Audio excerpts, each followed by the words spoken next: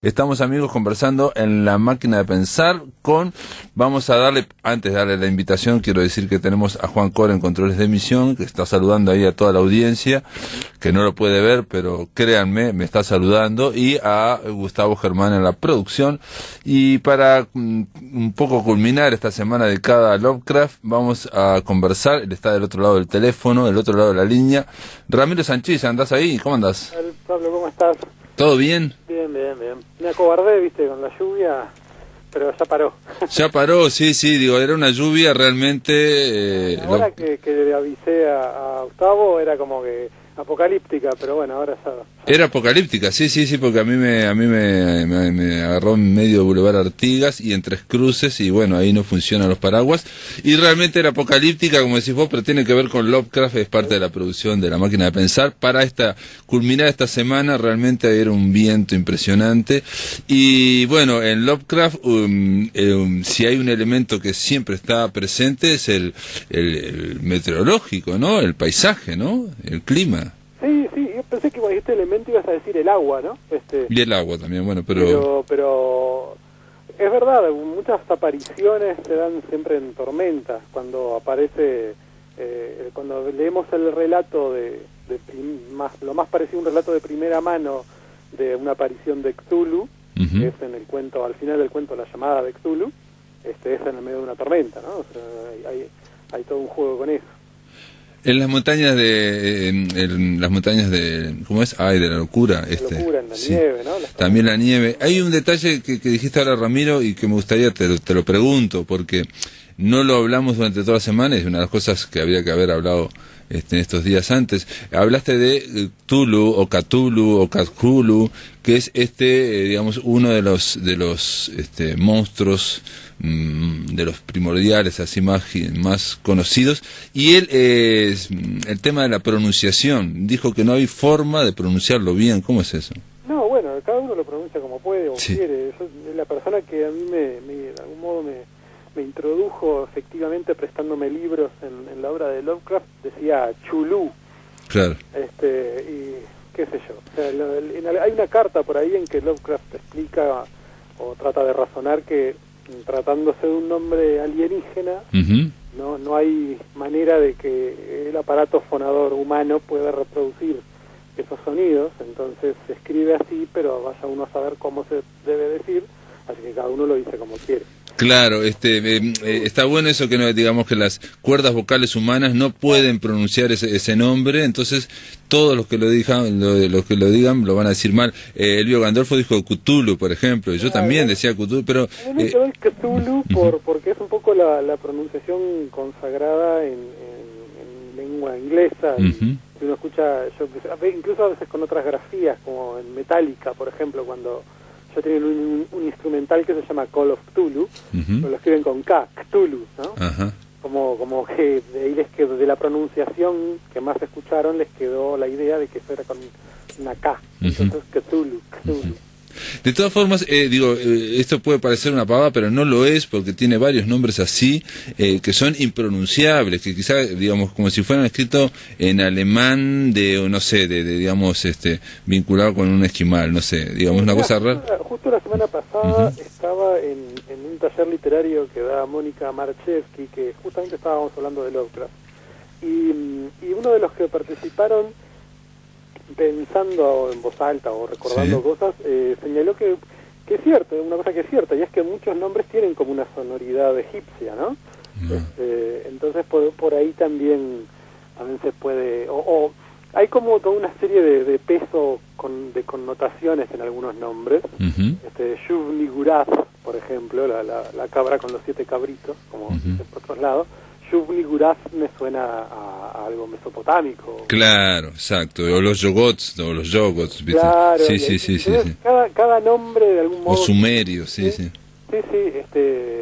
Pueden llegar a tener como alguna connotación, y en realidad, si metidos en el mundo, en el universo ficcional, que en Lovecraft no es coherente, ¿no? Él nunca hizo un sistema. Eso lo hicieron otros después, pero no es Tolkien, digamos, que tenía todo muy muy preciso, con sus cronologías, sus genealogías, ¿no? En Lovecraft no solo van cambiando las maneras de pensar los mitos de Cthulhu, sino que nunca le interesó. Viste que nosotros se usa mucho eso de los primordiales, sí, antiguos. Claro, hay los antiguos, hay cuentos donde aparecen los nombres, los antiguos, los primordiales, los dioses arquetípicos, se habla por otro lado, y son en general nombres que a veces hasta se solapan y no queda claro a qué se refiere. Entonces no hay como una gran historia, ¿no? de bien de quiénes son esas entidades y de dónde vienen, una que atraviese toda su obra y que sea coherente, ¿no? Claro. Pero lo que sí hay, de algún modo, son líneas muy generales en común, y una de ellas es que la fuente, o una de las fuentes, o la más importante de las fuentes para entender estos seres, es el Necronomicon, o Necronomicon, como uno quiera, que es una traducción del árabe, ¿no? Entonces ahí está un poco el tema de quizá de ciertas sonoridades en algunos nombres. A lo mejor por ahí quiso darle Lovecraft esa cosa, ese orientalismo, ¿no? Esa cosa exótica. Sí, yo te lo iba a preguntar por otra parte, que es el tema de que los nombres, sobre todo de Cthulhu, que no se puedan pronunciar, o sea, del monstruo mayor o más conocido que no se pueda pronunciar, también es como otra operación similar a que cuando describen el monstruo tampoco se describe totalmente. Bueno, sin duda. De hecho, hay muchos pliegues, muchos juegos. Si vos agarrás la llamada de Cthulhu, ¿no? Que es el cuento fundacional, sí. ¿no? O sea, que a partir de ahí es que les empieza a escribir eso. Dagon es un cuento anterior. De hecho, Dagon y la llamada de Cthulhu se parecen bastante, pero la llamada de Cthulhu es el que funda, de algún modo, la etapa importante por la que lo recordamos de la obra de Lovecraft, ¿no? Y en la llamada de Cthulhu hace una cosa que es sumamente interesante, y es que va intercalando distintas representaciones de Cthulhu.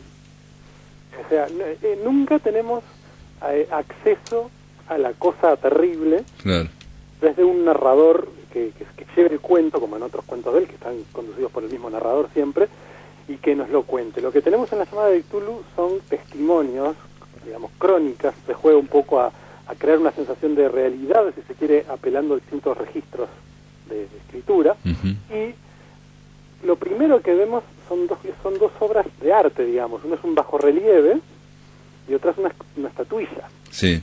Y ambas representan a Cthulhu. Pero lo que nos describe, o sea, que Lovecraft describe una descripción de Cthulhu. Sí, describe, digamos, que es una especie como de cabeza de pulpo, que está como sentado, en fin. Pero es todavía más sutil, porque él lo que dice es, la estatuilla era horrible, sí, no sé, que daba asco verla, que producía malos sueños. Exacto. Y que si yo dice el narrador de esa sección, dice, si yo la fuera a describir, no le erraría tanto, no traicionaría a la cosa, si dijera que representaba una figura vagamente humanoide con alas de dragón y cabeza de pulpo. O sea, que en realidad tampoco te está diciendo, no te está diciendo ni que Cthulhu es así, efectivamente así, ni tampoco te está diciendo que su representación quede agotada, claro, ¿no? Entonces es bastante sutil el truco, digamos. Vos al final nunca sabés del todo. ¿Pero por qué? Porque no podés saberlo del todo. Y otra es una cosa que Borges pescó enseguida de Lovecraft. Borges escribe al menos dos textos muy influidos por Lovecraft. Uno de una manera explícita, que es el cuento There Are More Things, que está dedicado, ¿no?, a la memoria de Lovecraft, donde al final, cuando aparece la criatura, ¿no? Que ahí se interrumpe el relato, y hasta ahí lo que teníamos eran como indicios de una forma que no era humana, una morfología incomprensible, que es lo mismo que Lovecraft hace en toda su obra de peso, ¿no? La idea de que, por ejemplo, la ciudad en las montañas de la locura no se comprende, porque no está hecha con el criterio, digamos, morfológico de lo humano. No sigue la lógica humana y aparte también los monstruos, para que sean más espantosos, si yo no te los describo bien, tenés que imaginarlo. Él diría que nosotros no estamos epistemológicamente capacitados para desentrañar esas formas. Entonces, de la manera en que nos podamos arreglar, hacemos representaciones de eso, como sería la estatuilla. La estatuilla, a su vez, es descrita por el narrador, que ante la rareza, a su vez, de la estatuilla, hace lo que puede y la describe en los términos que puede convocar, sabiendo que son insuficientes, ¿no? Y ahí está el viejo truco lovecraftiano de hablar de lo indescriptible. Claro. Pero Lovecraft no solo habla a veces del indescriptible, lo cual en principio sería más fácil, sino que construye esa sensación en la manera en que alude a ciertos objetos extraños en su universo ficcional, ¿no? Para mí hay ejemplos como muy claros. Bueno, Cthulhu en este cuento es uno de ellos, pero la ciudad, me parece, ¿verdad? La ciudad de los de estos seres primigenios. Sí, que se llamaban ahora estoy buscando, la ciudad se llamaba Lie también. Que eso sería, en los mitos es la ciudad en la que está prisionero Cthulhu, pero si te fijas la ciudad que aparece en las montañas de la locura. Ah, correcto, la de la Antártida, sí, la que está en la Antártida. Una ciudad cuya geometría es imposible, digamos.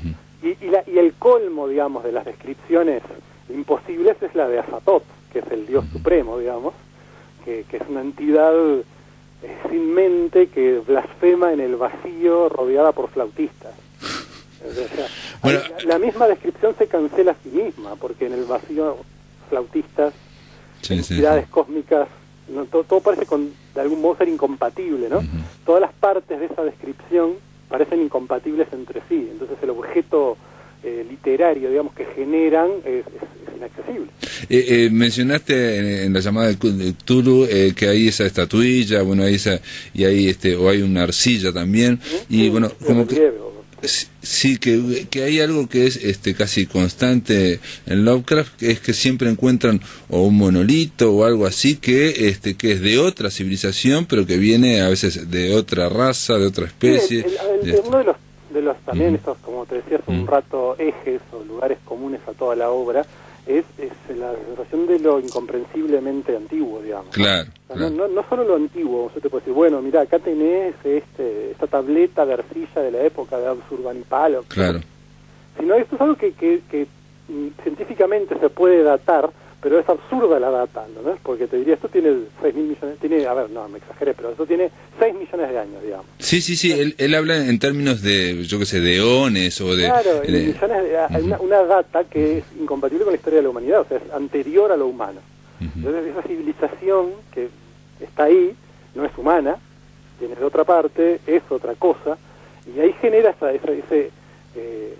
esa cosa ominosa del pasado distante que no lo podemos relacionar con nada. Claro, pero siempre hay, por eso te digo, una cosa como que material, algo que es ininteligible. Lo que hace es usar narradores o protagonistas que son arqueólogos o historiadores o académicos de un modo u otro, que tienen el pretexto de investigar siempre, ¿no? Claro. Porque este tema de este típico asunto de la película de terror de por qué alguien se mete en determinados lugares. Sí, ¿por qué se meten en la cueva? O por qué abren la caja o el cajón y meten la cabeza, digamos. Claro, pero, ¿y en el caso de 2001, Odisea del Espacio? ¿Quién se mete en dónde? No, pero no hay lo central no es un monolito que no sabemos de dónde vino. Bueno, sí, podría ser, o sea, me lo preguntaste en el sentido de si eso podría ser lo de Lovecraftiano. Sí.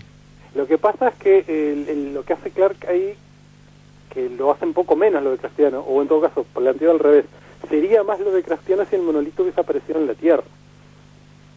O sea, me explico, porque cuando aparece en la Luna, ya es un poco necesariamente alienígena, ¿entendés? En cambio, algo que aparece en la Tierra es algo que ocupó la Tierra, que estuvo antes que nosotros acá, y que dejó eso. En cambio, en la Luna, me parece que de algún modo está convocada como cierta distancia un poco más que lo acerca a cualquier relato de ciencia ficción sobre extraterrestres.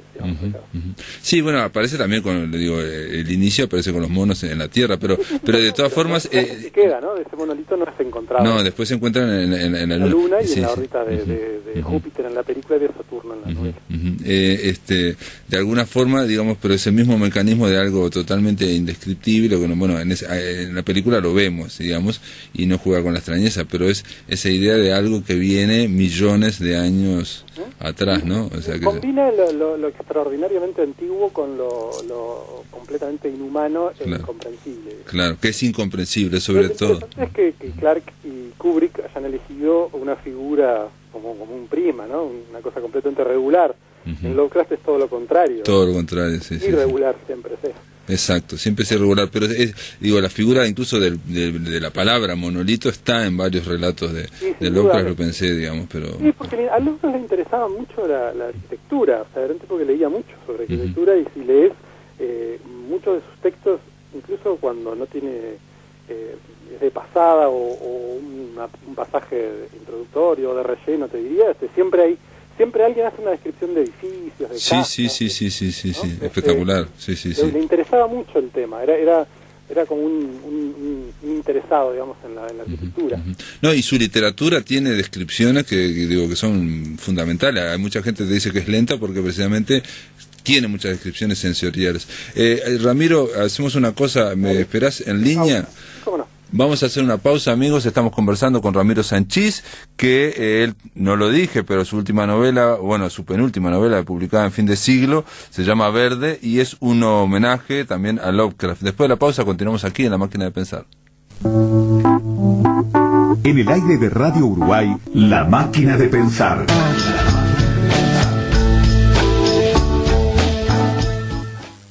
Continuamos, amigos, a La Máquina de Pensar. Estamos conversando vía telefónica con Ramiro Sanchís. Él es autor de una novela que se llama Verde y que editada por Fin de Siglo, y que ahí había un homenaje claro a Lovecraft, o por lo menos incluso lo decía Rodolfo Santulo en la tapa. Mencionaste a Borges y a Lovecraft. Dijiste que Borges tenía dos cuentos, uno obviamente el más el clásico, que es There Are More Things, que es un cuento que es Lovecraftiano, pero no asusta a nadie, por lo menos a mí no me asustó. Y hay una cosa que tienen en común, y que es que los dos consideran a las religiones, y sobre todo las religiones del libro, ¿no?, como desde el punto de vista estético, ¿no?, desde el punto de vista de literario, de que tienen mucha fuerza. Y en el caso de Lovecraft, reseñó un libro, digamos, que no existió, ¿no? Lo inventó el Necronomicon, y lo reseñó. Y en el caso de Borges también, después hizo reseñas de libros que no existían, ¿no?, que los inventaba. Ahora, no llegó a ser el mito que hizo Lovecraft, ¿no?, ese panteón de mitos que generó Lovecraft. No, bueno, sin duda, ¿no? Y tenía otros intereses, pero quiero decirlo, es interesante por el lado de qué es lo que tiene Lovecraft que hace que otros escritores quieran de algún modo reproducir ciertos códigos de su universo ficcional, ¿no? Continuarlo incluso, sí, o sea, a ver, yo una de las cosas que reúno en mi biblioteca son libros de cuentos lovecraftianos, ¿no? Salen regularmente, y todos los años hay como 3, y más últimamente porque hay o había hasta hace poco una especie de nueva moda lovecraftiana. Entonces hay de todo, o sea, literalmente, o sea, vos tenés cuentos que combinan a Sherlock Holmes con Cthulhu, entonces, con los mitos de Cthulhu, y así, y hay de todo, bueno, hay de todo, pero uno se pregunta ¿por qué? Porque no recuerdo que haya, o quizá hay una, que no llegó nunca a mis manos, pero no hay libros que compilen cuentos ambientados en Yoknapataufa. Sí, pero eso que decís vos, lo dice Jules, que es un caso único en el que solamente habría que pensar como en Homero, que digamos se siguió escribiendo sobre digamos las historias de Homero hasta no sé cuándo, o los cantares de Gesta. Claro, eran de ellos, bueno, pero quizá el caso de Tolkien es parecido, pero en menor medida, me parece. El caso de Lovecraft es extrañísimo, y Houellebecq lo dice, ¿no? Sí, aparte, digo, en el siglo XX, que es el siglo que tiene el valor en arte de la originalidad como valor supremo, hay escritores, digamos, de carrera literaria que se dedican su tiempo y sus libros a escribir dentro y en serio, no parodiándolo, digamos, tratando de continuar. Todos los estratos, como quieras compartimentar la cosa, tenés gente de escritores que publican en revistas de género, terror, ciencia ficción, lo fuese, a gente mucho más, entre comillas, o no tan entre comillas, consagrada, como Borges o Pynchon. En Contraluz o Against the Day, la última gran, digamos, novela de Pynchon, que creo que es del 2008, hay un capítulo entero que consiste en la historia de un barco que anduvo por el Ártico y vuelve a la civilización con una estatuilla misteriosa, y que hay que interceptarla porque produce la locura en quien la ve. O sea, es obvio. Sí, sí, sí, sí, ¿no? sí, sí. Y bueno, y lo de Borges también. El otro cuento sería El Inmortal, ¿no? Que hay una ciudadela extraña. Ah, sí, sí, que no es lógica. Es la Sí, descripción. sí. Ese es un caso todavía más extraño, porque si bien no parece tan literal todo, en realidad sí lo es. Y es más literal incluso que There Are More Things, la toma de... Porque los pasajes donde se describe la ciudad de los inmortales en El Inmortal son muy similares a los pasajes donde se describe la ciudad en las montañas de la locura. Claro, sí, sí, no tiene lógica. Y así hay más. Después, ya, por ejemplo, Stephen King, It es una ficción lovecraftiana clarísima. O sea, la idea de una entidad antiquísima que aparece en la Tierra y convoca a través de avatares y ritos a determinadas personas y las afecta. O sea, no, y aparte que es una entidad que tiene múltiples rostros y que va como encarnándose en, digamos, en monstruo de segundo grado, por decirlo de alguna forma, ¿no? En realidad no es muy distinto a pensar en Cthulhu y sus deidades, digamos, menores, hasta llegar a los híbridos estos de pez y humano que aparecen en La sombra sobre Innsmouth.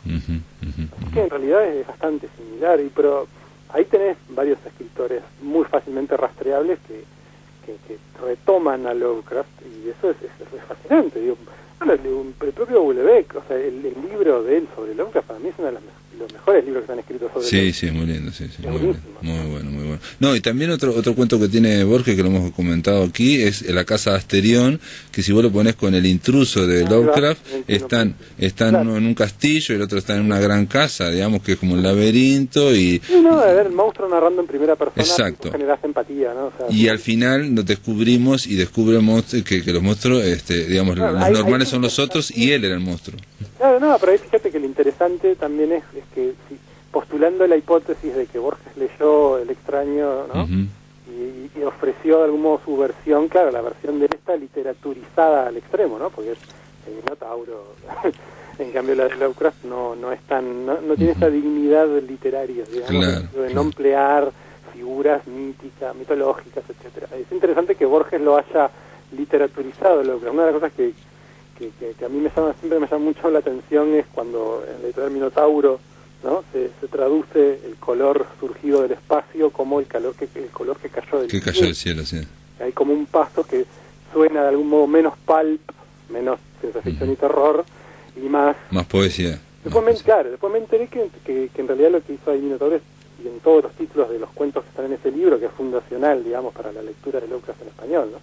Es tomar bastante literalmente la versión al francés, ¿no? Y que es una cosa interesante de rastrear. No sé si te acordás del libro El retorno de los brujos.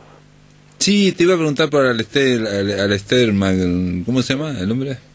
Bergier y Powell. No, pero yo digo el otro, es ese que tiene que ver con la teosofía, con la magia negra, Aleister Crowley. Aleister Crowley. Claro, bueno, pero lo que pasa yo no conozco conexión entre Crowley y Lovecraft. Sí, entre Crowley y Pessoa, por ejemplo, pero no entre Crowley y Lovecraft. Y Lovecraft no creía en absolutamente nada de eso.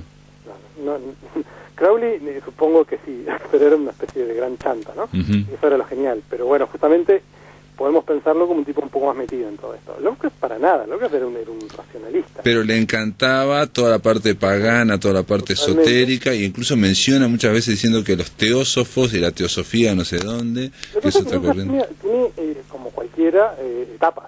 ¿No? O sea, él tiene un momento que está deslumbrado literariamente con los cuentos de Lord Dunsany. Sí. ¿No? Y ahí es cuando escribe el otro gran ciclo, no el de Cthulhu, aunque los trata de conectar en algún momento, pero el otro gran ciclo ficcional que es el de las aventuras oníricas, o sea, todo el mundo de los sueños, The Dream Quest of Unknown Kadath, que creo que en español se la tradujo como La búsqueda de la ciudad del poniente o algo así, que es un ciclo de relatos de una especie de mundo mágico, maravilloso, al que se accede a través de los sueños.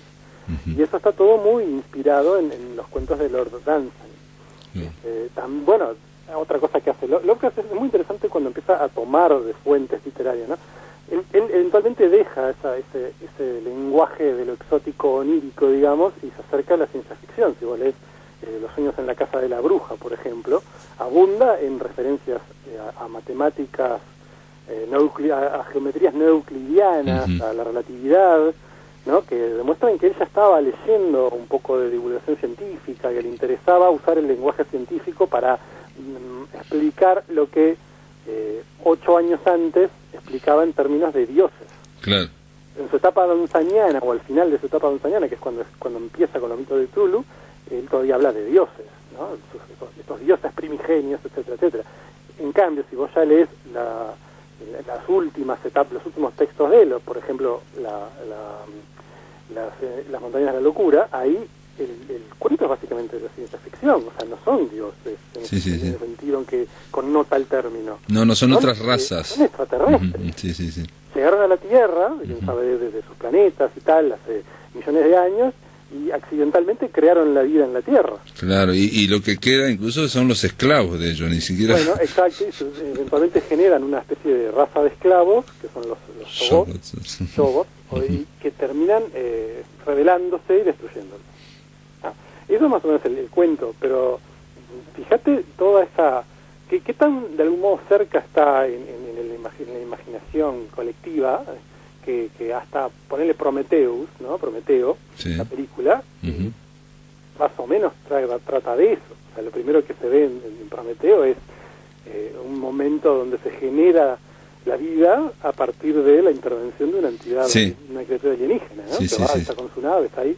Esa idea es reciclada y retomada. Bueno, bueno, Guillermo del Toro dijo que Alien Covenant es el mismo esquema de las montañas de la locura, ¿no? O sea, una ciudad abandonada donde los exploradores van avanzando y hay una criatura, un ser que los va devorando, se los va... Sí, o sea, bueno, Alien también estaba...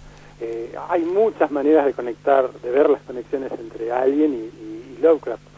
Una de las más triviales, pero no menos interesante, es que Giger, o sea, el artista que diseñó la criatura, su primer libro, la publicación que lo puso bajo la mira de los productores, ¿no? El primero de Jodorowsky cuando estaba haciendo Dune, y luego de Ridley Scott a través de Dan O'Bannon, el guionista, era un libro llamado Necronomicon, justamente. El primer libro de Giger, la primera publicación de ilustraciones, de cuadros de Giger, es Necronomicon el título.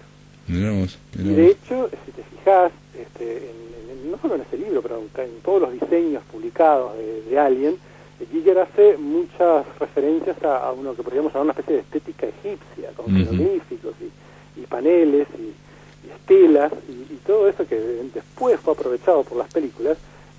Era todo parte de su manera de recrear visualmente lo que él entendía como el universo de Lovecraft. Claro. Todavía creo que circula, pero había un libro que fue el que, al menos en español, creo, con el que muchos conocimos la obra de Giger, en mi caso en los 90, pero me imagino que otros bastante anteriormente. Era el libro de la editorial Taschen, que se llama ARH Positivo. Es como una especie tiene unos textos que funcionan como una especie de autobiografía de Giger, y ahí cuenta como que él dibujaba unas cositas que eran los chicos atómicos, unas bobaditas, hasta que leyó Lovecraft, o sea, y de algún modo él hace el mito de origen de esa estética demoníaca de él, ¿no? Su mito de origen de eso tiene mucho que ver con la lectura de Lovecraft.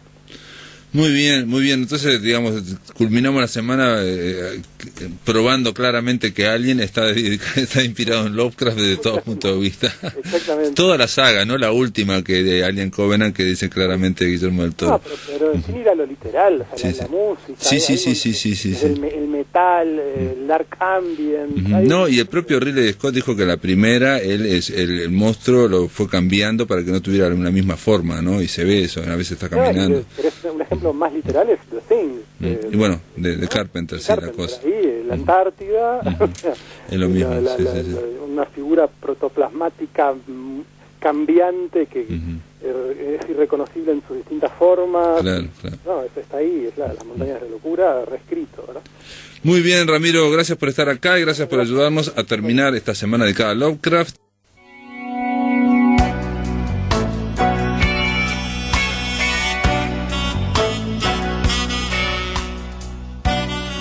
Muy bien, Gladys Franco, ¿cómo andás? ¿Cómo te va, Pablo? ¿Cómo andás? ¿Qué novela nos trae para hoy? Con una nueva novela de Manuel Carrer. De Manuel Carrer, acá en La Máquina ya hablamos del adversario. Sí. ¿Verdad? una novela estupenda, y hablamos de Vidas Ajenas. De Vidas Ajenas. De Vidas Sí, Ajenas, sí, sí. Una preciosa novela también. La de los jueces y el tsunami. Y el tsunami, cierto. Sí, creo que fue la primer novela que comenté acá en esta columna. Y bueno, y después gracias a ti y a mi amiga Laura Verísimo, que me introdujeron en el mundo de Manuel Carrer, gracias a esa recomendación he leído varias más, ¿no? Sí, El Reino, bueno, la de Philip Dick, que me lo regaló. La de Philip Dick, que está muy bien, la biografía. Después estaba una que para Limonov, que para mí es la mejor, digamos. Impresionante. Que es otra biografía de un poeta, político, ruso, escritor. Con más vidas que... Increíble. Que parece de ficción, pero uno después lo busca en Google y existió. Existe, vive todavía. Y El Reino también es, digamos, una novela histórica, ficcional, ¿no? Pero novela histórica también. Sí, bueno, es el primer siglo del cristianismo, claro. Sí. Muy interesante. Y es la vida más básicamente de San Pablo y San Lucas, ¿no? Sí. Muy interesante. Es un gran escritor realmente, Manuel Carrer. Me parece que se merece los premios que periódicamente saca. Y bueno, y ahora traigo esta novela que se llama Una semana en la nieve, y que acá dice que ganó el premio Fémina. Es previa al adversario. Es una joven, 20 años. No, pero y bueno, la de Philip K. Dick también es antigua, y ahora acaba de salir en Anagrama, que no la leí, es la primera que hizo él, que también es histórica, y es sobre aquella reunión entre Mary Shelley y Pepe, cuando se crea Frankenstein en aquel fin de semana. Algo leí de eso, no me acuerdo ahora el título. Sí. Bueno, hay que seguir a este escritor, es un escritor muy importante y que nunca nos defrauda, porque además él va cambiando de temas y de personajes, ¿no? Y acá esta novela es realmente diferente a todas las otras, aunque yo te decía, está en algo en el espíritu del adversario, pero la temática es totalmente diferente. Se trata de un niño, es decir, está contada la historia de Nicolás, de 8 años, en su primer campamento de invierno. ¿Cómo se abre esta novela? Con un episodio banal en el inicio, o sea, la novela nos encuentra con el padre llevando en auto a Nicolás a su primer campamento de invierno, campamento para aprender a esquiar, ¿no? Y el padre lo deja y olvidan sacar del maletero la valija del chico, ¿no? O sea que él se queda en el campamento sin su ropa, sin su equipamiento, para una semana que va a estar allí. Ya están todos los otros compañeros. El padre... Ahí presentan que el padre no quiso que fuera en el ómnibus que salían del colegio todos juntos, quiso llevarlo él. Entonces el niño llega al campamento después que están todos ya instalados allí, llega la hora de una de las comidas, la noche, llega la hora de la cena, y se dan cuenta de que no tiene sus cosas, lo cual ya crea un sentimiento de inquietud. O sea, toda la novela está trabajada desde los sentimientos, los afectos y los pensamientos de un niño de 8 años, que es un niño inseguro, es un niño tímido, es un niño vergonzoso. Imagínate no es fácil escribir desde el punto de vista de un niño, no es nada fácil, y que parezca verosímil, que uno en algún momento no parezca un poco... Es absolutamente verosímil, uno acompaña perfectamente la experiencia de este niño, de cómo él va viviendo esos momentos, que ya te digo, empiezan de una manera, digamos, en una perspectiva, no trascendente, pero con detalles que son trascendentes para él. Por ejemplo, Nicolás es un niño que ocasionalmente moja la cama tiene enuresis, ¿no? Y entonces entre las cosas que él lleva, entre su equipaje, en su equipaje hay una loneta o algo así que pone debajo de la sábana o algo. Terrible, claro. Y entonces para el otro día disimular, angustia, para después disimular por si llega poder a pasar disimular, un accidente. No tiene la loneta y no mojar el colchón, y que el colchón queda mojado después. cosas así. No Y tiene se su puede propio sacar. pijama, no tiene su pijama, o sea Claro. que también le prestan, esa noche le prestan un pijama, pero bueno, Y él capaz que llevaba 2. decide no dormir porque solo, o sea, te va planteando Y la esas exposición cosas. frente a los amigos también, ¿no? Exposición la frente a los noche. compañeros. Frente a los compañeros. Él es un niño, como te decía, inhibido, tímido, retraído, no tiene muchos amigos, es más bien como de esos chicos que son como punto de burla de otros, el famoso bullying. sí, o que él mismo, o que él fantasea que eso le puede pasar, Ujú. más allá de que le pase o no, piensa que le puede pasar, él es bueno. Y claro, en cuanto se dan cuenta, piensan, bueno, el padre ahora va a volver, se va a dar cuenta en cuanto se dé cuenta, porque el padre aparentemente, o sea, esto sabemos del principio, lo trae y va a seguir su viaje. El padre es visitador médico, o vendedor o distribuidor, eso no me acuerdo bien, de materiales de uso médico, especialmente prótesis que tiene que llevar a un hospital acá, allá, bueno, qué sé. Entonces piensan, bueno, en cuanto este hombre lleva todo su equipamiento en la valija, en cuanto abra la valija del auto se va a dar cuenta de que se olvidó de dejar la maleta y va a volver a traerle la maleta. Pero bueno, eso es lo que sabemos del padre, ¿no? Que es un viajante. El chiquilín es como un náufrago que está esperando que vuelvan, el barco vuelva.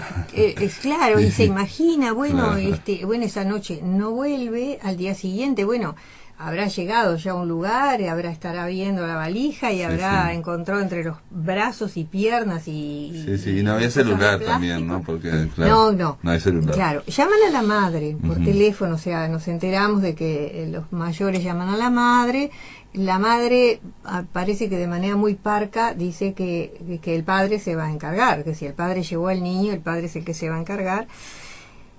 Bueno, o sea, vamos viendo qué poco sabe Nicolás también de ese padre, ¿no? Y así nos van metiendo en un enigma, porque el padre no vuelve al campamento, ¿no? No vuelve a dejar el equipaje de Nicolás. ¿Por qué? ¿Por qué no vuelve? ¿Por qué la madre a quien llaman no aporta ninguna solución, ninguna idea, ¿no? Entonces, realmente nos instala Carrer con ese niño que está como abandonado allí, ¿no? Claro, abandonado, con una angustia tremenda. Y en una experiencia de convivencia que no tuvo antes, porque es su primer campamento, y asustado por lo que desconoce y por los recuerdos que vienen a su mente. Porque entonces los recuerdos que él tiene siempre están ligados a situaciones de angustia. Por ejemplo, un recuerdo prioritario que aparece en algún momento en que él está allí es que están en un parque. El padre una vez lo lleva a un parque de diversiones a él y al hermanito, y entonces van a subir a un juego donde él no quiere subir, creo que es así, no me acuerdo bien, él no quiere subir y le dice al padre que suba con el hermano solo, que él se queda abajo, o es el hermano que se tiene que quedar abajo, no importa. El tema que el padre le dice de ninguna manera, y entonces le cuenta una historia, le muestra un hombre y le dice, ¿ves ese hombre que se va allá corriendo? Trató de robar a un niño. Entonces le dice que los niños no pueden dejar solos porque siempre va a haber alguien ahí dispuesto a robar a un niño para sacarle los órganos, para venderlos. Bueno, una historia esa tenebrosa. Leyenda urbana, esa leyenda tenebrosa. Que está en todos lados, ¿no? Claro. Y continúa. Entonces él, que tiene miedo de todo, es un niño miedoso, y se encuentra desamparado, se liga rápidamente con uno de los educadores, que es un hombre joven, canchero, en fin, que lo lleva o sea, pasado un día entero resuelven ir a comprarle ropa, porque no tiene tampoco la ropa para esquiar, ¿no? O sea, van a esquiar y el chiquilín está ahí anclado. El tema es que en un momento él logra contactar también con otro de los chicos, un chico más grande, al cual él siempre le tiene miedo, pero que en estas circunstancias se le acerca, y él, para impresionarlo, le cuenta lo que hace el padre, porque el otro entonces le cuenta que el padre vende brazos y piernas y qué sé yo, y entonces el otro le dice, bueno, cuando venga vamos a mirar en la valija de él lo que tiene. Bueno, él se siente que se metió en un lío, que el padre se va a enfurecer si este otro trata de mirarle las cosas. Bueno, el tema es que la angustia entre mojar la cama, entre que está solo, entre que tiene miedo de los otros, sale, dice, quiere irse, sale a la nieve de noche, bueno, en una escena realmente, ¿no?, que a veces los niños protagonizan, tremendas, de intentar huir sin una cosa, sin un planteo lógico, ¿no? El tema es que, bueno, lo voy a abreviar, el chico se enferma por esa salida de noche, se enferma, empieza con fiebre, bueno, entonces todos lo arropan y empiezan a correr los días, le compran ropa, cuando se mejora, lo visten de esquí, lo llevan a la, o sea, nunca se recupera como para empezar a esquiar él, porque está con fiebre, lo cual le encanta, porque él no quiere esquiar, tiene miedo, pero lo llevan a la estación de esquí y lo dejan allí arropado y ¿no? Allí en para que pueda ver, para que pueda ver a los otros, cómo juegan, cómo se revuelcan por la nieve, cómo los entrena este educador que les gusta. Y él ahí, bueno, es como un bar, ¿no? Un lugar así donde llega gente a otro lado, y entonces en una de esas días llega la policía y él escucha el comentario de que un niño ha desaparecido, un niño de un pueblo cercano, ¿no? Y bueno, están distribuyendo las fotos y y entonces va siguiendo esta historia con angustia, y esta historia del niño desaparecido va a enlazarse con la historia de Nicolás. O sea, no tiene que ver con Nicolás, tiene que ver, te imaginarás, con el otro, con el personaje desaparecido, el padre que lo amenazaba, que le presentaba los peligros que podían existir para un niño. Era, en definitiva, va a estar implicado en esa es parte es como una historia medio de terror, una historia de terror, como de terror infantil. Yo te escucho porque yo esa no la leí, esa es previa a insisto, al adversario, donde Carrer dice que ahí pegó un salto en su vida literaria, artística, todo, ¿no? Cuando empezó a escribir desde el yo, escribió desde el yo, porque hasta ese momento él había escrito, bueno, El Bigote, que también fue muy famosa, y escribió ficción, ¿me explico? Y se empezó como a agotar, empezó a agotar, a bloquear, hasta que logró ese enganche que es, contando la historia de otro, poner el yo, ¿no? Entonces empezar y realmente contarse a sí mismo mientras contaba el adversario. Mientras contaba, claro. Pues con lo que quiero decirte es que esta es bien de ficción. Es de ficción, pero es posible. Aunque lo que me estás contando también, como yo ya he leído, y él cuenta muchas cosas de su vida, por ejemplo, en una novela rusa, que no la leí. y en Limonov, en las dos, que habla muchísimo. Bueno, una novela rusa es él prácticamente la historia. Y entonces lo que cuenta básicamente es que la madre, que es rusa, blanca, exiliada, era una mujer muy severa, porque tuvo que triunfar, digamos, desde la pobreza más grande, por más que fuera aristocrática, y llegó a la Academia de Historia Francesa, y es secretaria in eternum, ¿no? O sea, es sovietóloga. O sea, se casó con el padre, que es un banquero, el padre de Manuel Carrero, con mucho dinero. Entonces, el padre es muy distante, ¿no? Y la madre es muy práctica. Entonces, todo esto que me estás contando es... yo no leí Una semana en la nieve, pero te estaba diciendo lo que era la madre y el padre, ¿no? El padre distante, digamos, alejado, un tipo, aparte, banquero, digamos, de tradición banquera, ¿no? O sea, con mucha plata. Siempre de mucha plata, y la madre que viene de abajo, y aparte con esas historias de sobrevivientes, ¿no? Digamos, que han pasado de todo, y en fin. Yo acá hay cosas que no he dicho de No, esta claro, novela. claro, porque es ficción. Yo porque quiero es decir ficción. que es bien, digo, Sí. el giro que me estás proponiendo, que estoy imaginando yo, es bien de la ficción también. Claro, y que no lo quiero contar porque hay que... Perfecto, no hay que leerla. Hay que leerla. Muy bien, muy bien. Una semana en la nieve, Emanuel Carrer. Esto está editado por Anagrama y bueno, esta es la novela de Una nueva novela de Carrer que recomendamos. acá en Solo para ti, la columna de Gladys Franco. Gracias, Gladys, por estar acá en La Máquina de Pensar. Gracias, hasta la próxima. Esto es todo, amigos, espero que les haya gustado. Se terminó La Máquina de Pensar, se terminó la semana y bueno, luego de este programa viene Visión Nocturna y nosotros le decimos que lo pasen muy, pero muy bien y seguimos el lunes aquí a partir de las 19 horas por Radio Uruguay.